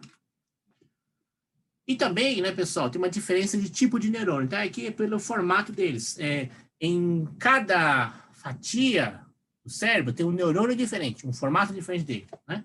Então, né? Assim como tinha lá cones e bastonetes, né? Então, tem tipos de neurônios diferentes. A gente vai ver daqui a pouco no próximo slide. E existe um B, que é o tempo de resposta. Então, olha só. Entre o som bater no tímpano, na núcleo, janela oval, né? Janela oval. E chegar até o cérebro, 9,2 milissegundos. Então, aqui menos, né? 3 milissegundos para ter uma base de localização, de direção. Então, 1/3 do tempo eu consigo desviar de objeto. Bala, né? Eu vi um filme, é uma bobeira, né? Mas filme de chinês, né? Que a menina conseguia até 6 metros, ela conseguia, ela via uma flecha e conseguia cortar ela com a espada. Até 6 metros. Menos do que isso, a flecha matava ela, mas até 6 metros ela conseguia interromper a flecha. Eu acho que é bobeira, mas tem a ver com essas coisas aí. Então, tem gente com tempo de resposta mais rápido, né? Porque o dela já é nesse nível aqui, ó. O nível aqui no meio, né? No meio é o que dá o movimento. Então, entre você ver a coisa e não só mexer a cabeça, mas mexer a mão, tem esse, sei lá, 5 milissegundos, tá? 5,3, né? Mas no caso dela, ela era mais rápida. Né? Era uma ninja, né? Ok? E aqui os tipos de neurônios. Então, os tipos de neurônios são igual o brasileiro, que tem vários. Exatamente. O brasileiro tem vários. Exatamente. Você falou bem, Renan. A chuva, né? Garoa, né? Etc. Né? Bom, eu só conheço 3, né? Mas tem né? Chuva de verão, né? Tá certo. O que eu ia falar? Os neurônios aqui, ó. Tem os tipos de neurônios. Tem os neurônios que são. Pelo formato dele, meio estrela, neurônio grandão, gigante, neurônio piramidal, uma graninha, né? Uma granular, né? Um octopus, né? Uma aranha, né? Certo? Um esférico, um corpo globular, né? Parece um olho, né? Tá? Então, esses tipos de neurônio, né? Eles têm formatos diferentes e servem para coisas diferentes. Vamos lá. Então, no slide seguinte, né? Então, eu não vou dar um detalhe de para que cada um serve, mas a resposta tipo, é lógico, se ele tem né, axiônios diferentes, né, ou configuração de conexão com os outros, porque os axiônios servem para conectar um neurônio com outro, para fazer a sinapse. Né? Então, se você tem configurações diferentes espaciais de conexão, você vai ter respostas diferentes. Então, olha só. Então, os tipos primários têm aquele formatão simples, né, de um triângulo invertido, né, certo? Lembra da frequência crítica, né? E aí tem o neurônio esférico tipo padrão desse, né? Então, ele tem esse curva de histograma temporal de disparo pelo tempo, tá? Uma onda quadrada aqui, né, com passa alta acentuada, né? Um chopper, ele tem corte, ele não é igual, sempre ele tem interrupção de disparo, né? Ok? Um octopus, ele só tem um negocinho e depois não tem mais nada. Pauser nem sei o que mas ele tem essa coisa que é mais passa baixa, tá vendo? Mais passa baixa, né? Esse piramidal, piramidal, tem 3 tipos de piramidal, né? Esse pauser, tem o build-up, e que é um passa-baixa sem esse disparo inicial, que era o on, né? Certo? A chavinha on. E tem um reduzido aqui, que é o inibitório. Então, são diferentes tipos de resposta do piramidal, que é o maior, acho que chama gigante, né? Mas para finalidades diferentes, tá? Aplicação. Aí, né, pessoal? Aí vai uma coisa seguinte. Recentemente, de 2010 para cá, né? Na verdade, isso é antigo, mas publicação é que veio esclarecer mais o que eu vou falar agora, né? Então, fisioterapia. O que é fisioterapia? Mas, puxa, mas dá para a pessoa que perdeu tal funcionalidade auditiva, né, sonora, recuperar? Dá. Não no sentido de perfeição. Então, ele não vai poder ser, se ele tinha ouvido absoluto, né? E, sei lá, podia estar Chopper aqui, alguma coisa desse octopus aqui, uma combinação dos dois. Então, nossa, mas ele conseguia lá ouvir, percebia o som perfeitamente, e agora ele perdeu, então ele é imprestável. Ele não pode ser mais maestro, por exemplo, né? Mas ele pode tocar alguma coisa, ele consegue Então, o que ele faz? Ele adapta outros neurônios que eventualmente não são altamente qualificados para aquele tipo de função, né? Porque a resposta dele é diferente, mas não dá para o gasto, né? Então, não tem um monte de redundância. Então, a redundância é isso aqui, né? Então, você tem muitos caminhos diferentes, e aí, por causa da... Aí já é uma coisa cognitiva. Ele vai demorar um pouco mais, porque aí o cérebro, córtex auditivo, vai ter que entrar na jogada. Aqui é uma coisa mais sensorial. Aqui é uma coisa mais assim, o sistema neurocognitivo, psiconeurocognitivo dele já está funcionando, já está meio acertado para isso. Mas se é uma pessoa por uma doença, por uma debilidade, um acidente, né, etc, tal, uma fatalidade, né, por exemplo, uma coisa, né? Então, a pessoa teve perda de neuronal, ela com fisioterapia, ela faz o quê? Ela treina outros neurônios, outros caminhos para fazer coisas semelhantes. Aí o caminho é mais longo, demora mais, não é tão eficiente, porque o neurônio não é tão treinado para aquilo, mas ela, cognitivamente, ela vai adaptando o sistema de processamento interno dela, alto nível, para decodificar aquelas funções. Certo? Porque o padrão interno ela tem o padrão interno e ela só quer chegar nele, tá? Vamos lá. Então aqui, o que é bilateralidade ou processamento, modelagem de processamento binaural, né? Então, eu tenho aí a simetria dos dois meio cérebro, metades do cérebro, tá? Sistema direito e esquerdo, né? Então, e tem uma organização simétrica, tá? Então, o que é o processamento binaural? Ele já entra aqui. Então, tudo isso aqui é sensorial, né? Aqui, tudo é cérebro, mas aqui já é córtex, ou seja, a gente já está entrando na... deixou de ser uma coisa sensorial para ser uma coisa de processamento, tá? Então, o estéreo, ou o 3D hoje em dia, né? 3D na visão, é o estéreo na audição. É aqui, tá? Vamos lá. Então, o detalhe. Então, não a posição, a direção da fonte, né? Mas o tipo de som. Então, uma coisa é eu saber de onde ele está vindo, mas uma análise um pouco mais detalhada de qualificar o som, é isso que a gente vai ver aqui. Tá? Então, vamos lá. Então, eu tenho no meu... eu recebo informações da oliva superior de diferentes neurônios, tá? Fileiras de neurônios paralelos, mas eu recebo de um antes do outro.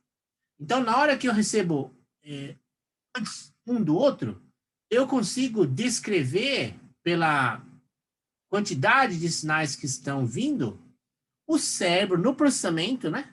No processamento, ele, olha, eu virei a cabeça que ele está para lá, né? E isso daqui é minha mãe chamando, né? Eu virei a cabeça porque tem um carro passando. Então, essa ligação entre virar a cabeça e saber distinguir o que é o processamento já, tá? E ele tem a ver com o processamento básico que é dado e a quantidade de informação que cada um dos paralelos envia, tá? Então, é um processamento, não é só uma captação de dados, mas é uma análise de dados já, tá? Essa resolução, então, veja bem, vamos lá. Quando alguém fala assim, mas professor, não tem um tempo de resposta de 9 milissegundos? Sim, esse é o delay. E como que com velocidade do som não tem 350 metros por segundo? Como é que consegue ter precisão, definição de resolução? Estrutura fina. Porque a diferença de processamento entre os neurônios não é isso aí, não. Então, veja bem, tem uma camada de neurônio, uma fileira aqui, então, o processamento paralelo total dá 9 milissegundos. Mas entre a análise de uma fileira paralela para outra fileira, eu chego a ter resolução de 10 microsegundos de diferença. Então, a estrutura fina, logicamente, nossa, professor, sério, eu não conseguiria fazer uma análise de uma célula ciliada de 1 micrômetro para outra célula de 0,1 micrômetro?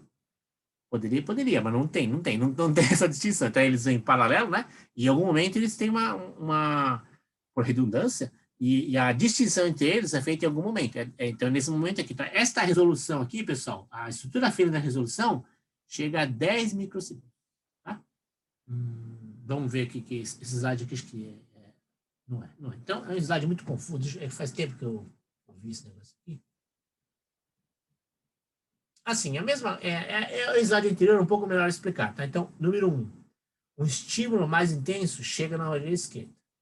Esse estímulo também ele vai para outra orelha, né? Pelos interneurones, que foi aquela bifurcação que eu falei. 3. A estação do lado esquerdo é maior que a do lado direito, lógico, porque ele está mais de um lado, né? Do que do outro. Então, ele faz uma defasagem e uma medida de nível, né? Resultando em excitação em centro superior. Então, isso aqui, essa diferençazinha vai para o nível superior de processamento. 4. A inibição do lado esquerdo é maior que a do lado direito, resultando... Então, ele tira esse processamento de duas... Tanto pelo um lado, quanto pelo outro lado, ele consegue fazer essa correlação, tá? E ele tem essa resolução de 10 microsegundos, ou até menor, já pode ser que seja até menor. Ela é na fusão do lado direito com o lado esquerdo. Tá? E aqui, pessoal, um gráfico... podia ter dado melhor, mas eu acabei não tendo tempo, né?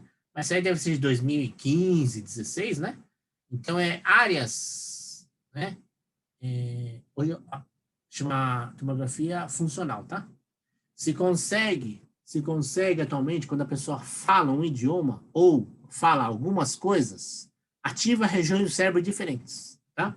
Não está tão bem analisado como no córtex visual, que você mostrou uma figura na aula sobre imagem, né?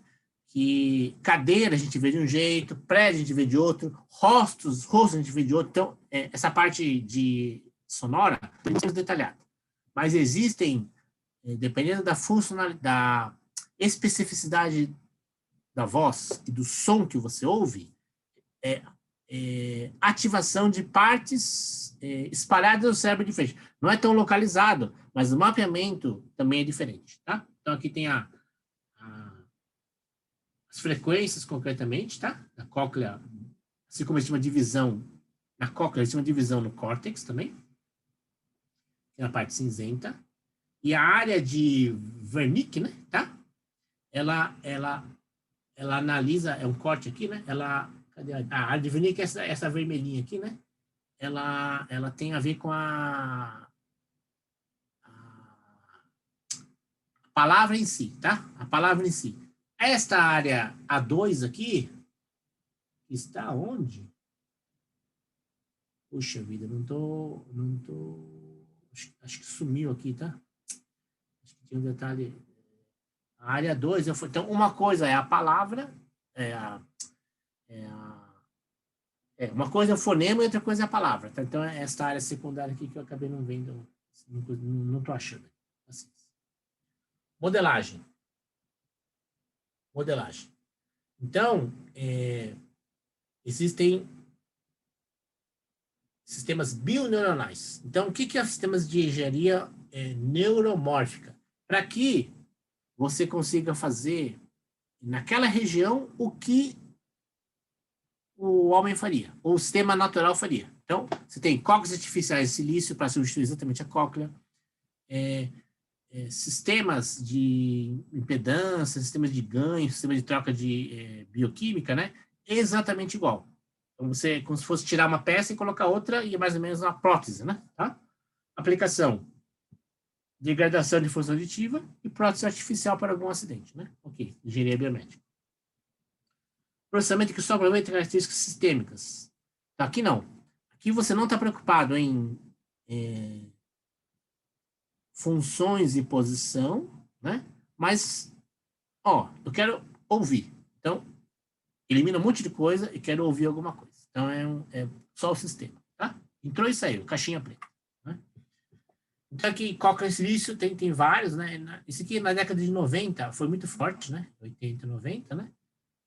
quando eu estudava isso aqui na época, eu vi muito artigo desse negócio aqui, então era sistemas de cóclea artificial, né? Era coqueluche dela. Então tem modelo de membrana timpânica, sistemas em filtro, né?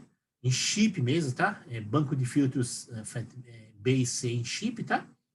E bancos de filtros em paralelo, tá? Para cruzamento de informação, ok? E aqui, pessoal, um sistema já mais genérico. Isso aqui é pelo entrada. Ele tem bloquinhos, mas cada bloquinho não representa a cóclea, não representa o ouvido interno. Não é. Ele é funcional, tá? Ele é caixinha preta. Então vamos lá. Basicamente, eu tenho um banco de filtros triangulares, sistema de compressão dinâmica, modulação, que é a frequência, né, certo? Tem alguma coisa de ruído interno. Vocês já viram, não sei se eu já me aconteceu, de ficar ouvindo um zumbido? Né? Já ouviram isso? Alguém já ouviu o zumbido, pessoal? Ou só eu que ouço zumbido? Quem que já ouviu o zumbido? Ok. Então, o zumbido é o ruído. Existe um tipo de ruído, e lembra que a gente mostrou lá, que falou, né? Que existe um atritozinho básico das membranas do canal auditivo, né? Que dá um som, um líquido tá lá, né? Tá vibrando, mas é um silêncio, né? Ok? Então, eu tenho que simular isso. Então, existe um ruídozinho, o modelo tem um ruído lá de fundo, que tanto né? Que se fala o seguinte, numa câmera anecoica que não tem som, a pessoa pode ficar, se a pessoa fica meia hora, ela pode ficar doida. Tem gente que em 20 minutos começa a vomitar. Então, a norma fala 15 minutos, né? No máximo 20 tem que sair. Uma câmera anecoica sem barulho, a pessoa não pode ficar mais do que 20 minutos por protocolo, né? Porque ela começa a sentir mal. Ela começa a ter tontura, o labirinto, né? Ela começa a ficar de lado, tá? Começa a ver imagem doida, né? Pode ter alucinação e pode ficar doida mesmo, tá? Por quê? Porque tem que ter som. E esse som é representado por esse ruído interno, tá? E aí você tem que ter um sistema de supressão, porque o som não pode... Se desequilibra, por exemplo, perdi muito sal, estou suando demais, estou tenso, estou preocupado, eu vi alguma coisa que me deixou muito impressionado, o sentido da visão me afetou a coisa da audição, né? Porque lembra que é conectado? Então, você, por uma coisa que te assustou da vista, você pode começar a ter zumbido. Ou uma coisa de diferença de pressão externa pode dar um zumbido, porque esse sistema de audição, ele é mecânico. Tem que ter uma compensação direita e esquerda. Se existe uma descompensação, sujeira, por exemplo, né? Do ouvido, né? Ou da pressão, água, né? Ou outra coisa, o direito e esquerda ficam descompensados e esse ruído escapa de um lado para o outro. Então aí começa... É o ruído aí. É o ruído da descompensação direita e esquerda, tá? Que é esse cara aqui, ó. É o sistema binaural de compensação. O ruído existe nos dois lados e ruído de verdade, né? Bioquímico, biopsicoquímico, tá? E depois tem o sistema central de processamento. Vamos lá. Etapas básicas, né? Vai dar tempo, pessoal. Então, etapas básicas. Você tem um banco de filtros, né? Que ele modela logo depois da orelha e tem um sistema de que é constante, triangular de que é constante. Depois, você tem um sistema de envelope, compressão, né? Logarítmica, que é a sensibilidade. Depois, você tem um bloco de ruído interno que modela a diferença entre os canais direito e esquerdo. Porque, como tem dois canais, o balanço dele é o ruído, né? Tá? É a conexão dos dois, canal de Suez, né? Então tem que ter entre o Oceano Pacífico e o Atlântico, tem que ter um no meio lá para equilibrar. É o canal de Suez. É a mesma coisa aqui. Bloco de modulação, banco de filtros, modela o processamento de baixas frequências. Isso aqui eu não falei, mas é isso, tá? Então ainda não falei. Bloco de redução binaural é o ganho de equilibrar entre o canal direito e esquerdo. E o bloco de reconhecimento de padrões é a distinção do que está falando, é a palavra, né? Ok? Aqui está um modelo elétrico daquele anterior. Então, esse aqui, né? É um modelo genérico aqui de blocos e aqui um modelo elétrico, tá bom? Aqui tem uma explicação, mas não vou explicar isso aqui. Então, esse aqui esse slide daqui explica um pouquinho esse modelo elétrico, tá? Aqui, como a gente já tinha mostrado num slide, né, a curva de ISO sensibilidade para 0 dB, essa aqui é o ajuste da curva, tá? Okay? Terhard fez para aquele Fleting-Nielsen, certo? Então, aqui eu queria finalizar essa aula com essa parte aqui então, tudo que a gente viu é coisa mais sensorial. Agora, vamos ver a parte cognitiva. Então, vamos lá. O plano do córtex auditivo não é apenas representar de forma eficiente a entrada ouvida, mas também, ou primordialmente, o código. Conversão do acústico para o código, né? Para que eu possa comparar. Então, aqui eu quero codificar de alguma forma, né? Ainda não é a codificação cognitiva de inteligibilidade. Aqui a codificação sentido de AM, FM, sentido de padrão importante, tá? Padrão importante. Vamos lá, eu vou explicar melhor aqui. Então, aqui eu tenho dois tipos de processamento que a voz, né? A voz tem, se você pegar um gráfico no tempo, a amplitude dela tem uma variação bem estranha, né? Bem não periódica. A gente chama de envelope, ok? E a estrutura fina dela, que está aqui dentro, a gente não estou vendo, a gente tem que olhar a estrutura fina com uma coisa chamada espectrograma, que a gente vai ver na aula de laboratório. Então, a amplitude, eu consigo, né, o envelope é a energia. E a estrutura fina que está aqui dentro, eu vejo na frequência, tá? Que é a espectrograma. Então, no espectrograma, eu consigo ver o quê? Frequência fundamental, as formantes, que são 4 frequências, tá? A frequência está aqui, ó. F0, F1, F2, no F3 aqui, vai até F4, né? Que são, para tirar as vogais. Depois, as consoantes, então, ó, um tipo de consoante está aqui, né? Tá bom? Uma transição. Transição é, por exemplo, entre um fonema e outro fonema, tá? E fonemas sonoros e surdos. Fonemas surdos é que tem pouca energia, sonoros tem muita energia, em geral, que tem vogais. Ok? Isso aí tudo é analisado pela espectrograma. Então, a análise temporal a gente já conhece, né? O osciloscópio. E a tempo-frequência a gente não conhece, tá? A gente tem o espectro, é só frequência. A análise tempo-frequência é o exemplo do espectrograma. Então, A1 e A2 são análise temporal.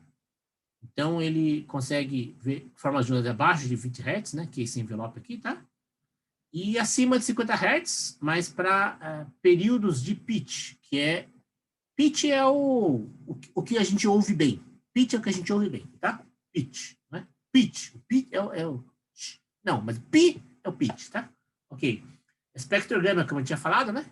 É um tipo de análise de tempo-frequência, que é esse azul. E a gente consegue, através do espectrograma, ver as consoantes e as transições entre eles. Né? E também a envoltória de pitch. O pitch é o que a gente ouve bem, mas a gente consegue ver a trajetória dele. Né? A gente chama de prosódia. Algumas modulações, né, que a gente, usando a terminologia de comunicações. AM, amplitude, rápida AM, FM, lenta FM, mista, rápida AM, FM, AM, rápida FM e em fase, tá? Essas 6 modulações aí, tá? Então, ondas gama, 40 Hz, elas são aonde? Elas estão nos fonemas. Então, a gente consegue detectar na análise do córtex auditivo modulação em ondas gama que são quebra em fonema, 40 Hz, tá? Alta frequência. Para voz é alta frequência, certo? 40 Hz. E ondas teta, 4 Hz, é nome, né? Gama é fonema, teta é palavras. Então, conjuntos de fonemas, blocos de fonemas, a gente chama de ondas teta, 4 Hz. 10 Hz menos, né? Tá? Então, existe uma diferença entre o processamento do cérebro direito e do cérebro esquerdo. Olha só. Então, esses neurônios pirâmide, eles se encontram mais no hemisfério esquerdo. Tá? Perdão, direito, né?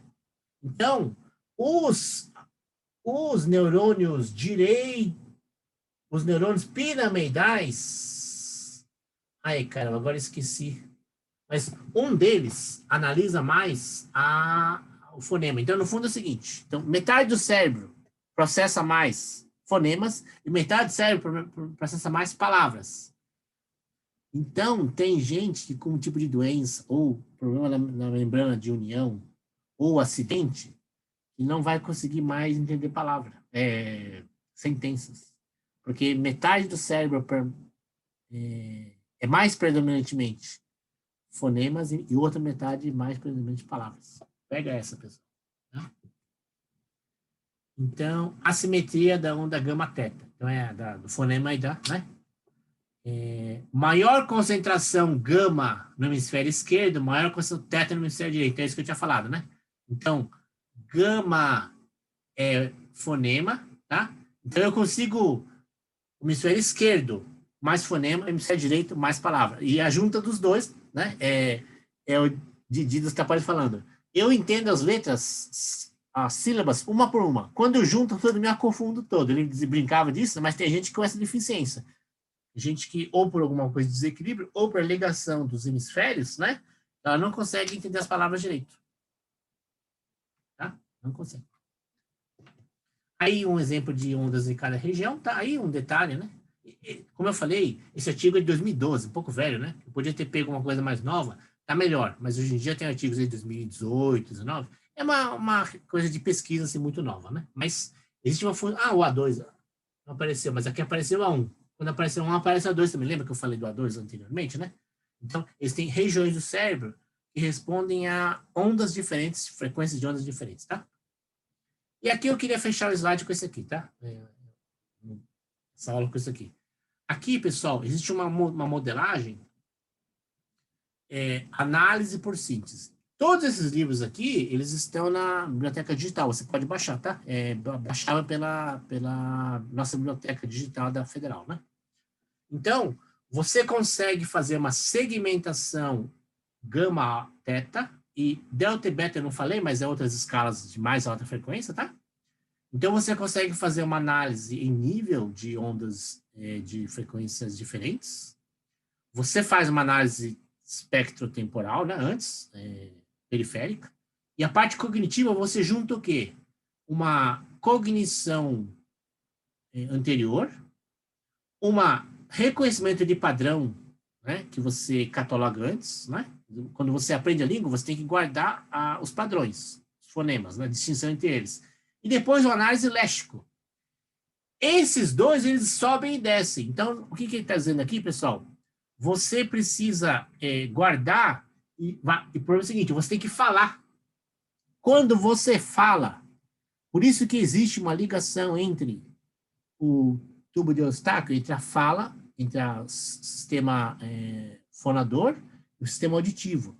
Porque eu não preciso ouvir por fora, ouvindo por dentro o que eu estou falando, eu vou processando. Então, o ajuste adequado da compreensão e da fala do que está sendo querendo falar, né, dizer, ele faz parte do processamento cognitivo. Tanto do que eu vou representar aqui dentro, quanto, uma vez representado, o que eu vou soltar. Então, chama-se modelo de análise por síntese, ok? Então, o sistema fonador conjuga-se com o sistema auditivo na produção e na audição dela, mas é tudo interno, tá? Tudo interno, mas basicamente isso. Eu falo melhor quando entendo, guardei o que eu quero falar, e ouço melhor quando eu consigo falar. Os dois. Por isso que pessoas surdas-mudas têm dificuldade de cognição. Tá? É o que eu falei aí, né? Tá? E vai dar tempo de falar isso aqui? Então, é rápido, né? Vai dar tempo. Então, aqui, pessoal, existem... vou falar de 3 processamentos não lineares. Esse terceiro aqui caiu, tá? Tem uma norma que fala desse terceiro aí, mas acho que caiu. Mas vamos falar das duas aí, e se der tempo eu falar da terceira. Mel e Bark. Mel é isso aqui. Mel é uma escala. Pitch é tom, exatamente. Tá? Tom, não.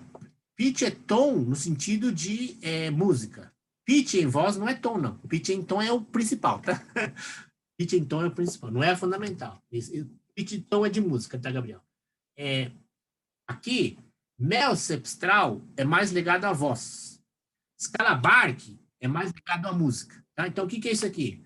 Mel cepstral é uma escala não linear, com banco de filtros triangulares, calibrada para a voz humana. Então, aqui está a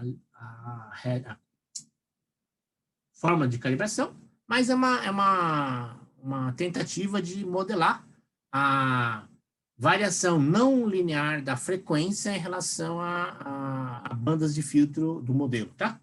Ok? Isso é a Mel cepstral.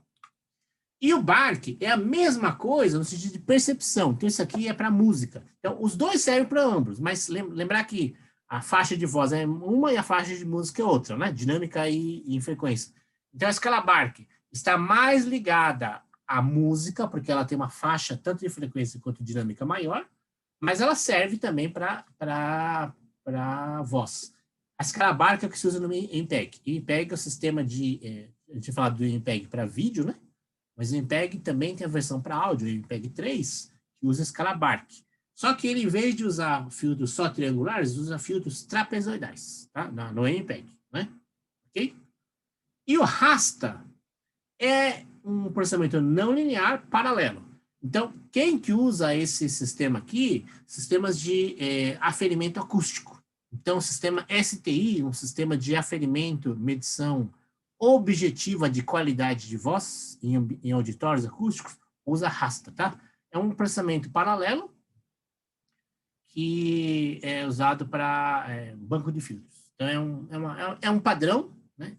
Começou a ser utilizado para análise de voz, mas agora ele basicamente ele só é utilizado como um padrão de tecnologia, tá? E aqui os 8 questões para entregar também, né? É sobre essa aula, esses slides de modelagem. Tá bom? Peço desculpas, acho que a gente demorou um pouquinho mais aí, né? Mas, então, eu acho que eu deixei 2 semanas para entregar aqui. Isso também é a prova, parte teórica dessa parte aí, dessa parte de áudio, modelagem auditiva, sistema auditivo e modelagem do sistema. Boa noite. Tá?